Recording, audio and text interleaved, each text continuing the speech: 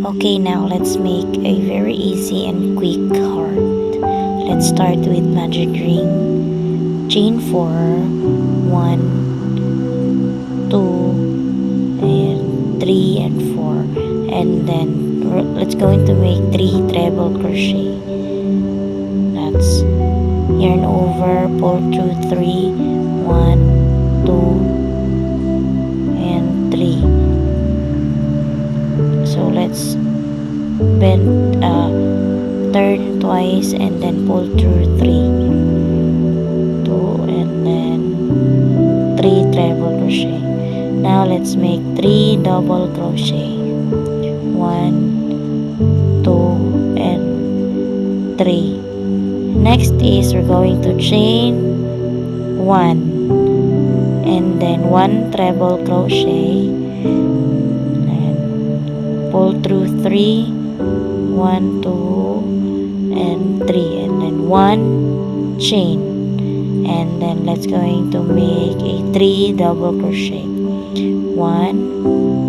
and 2 and 3 and 3 treble crochet. It's going to turn 2 and then pull through 3 treble crochet. 1, 2, 3, 1 treble, and then this is the second, 3, and then third, and then we're going to make 4 chain. 1, 2, 3, 4, and then slip stitch inside the magic ring.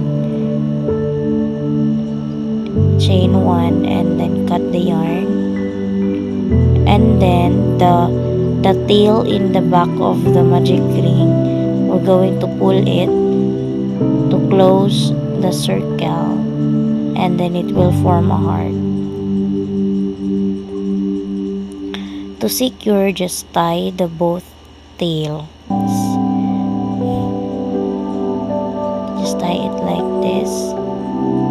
So you tie it tightly and then cut the yarn.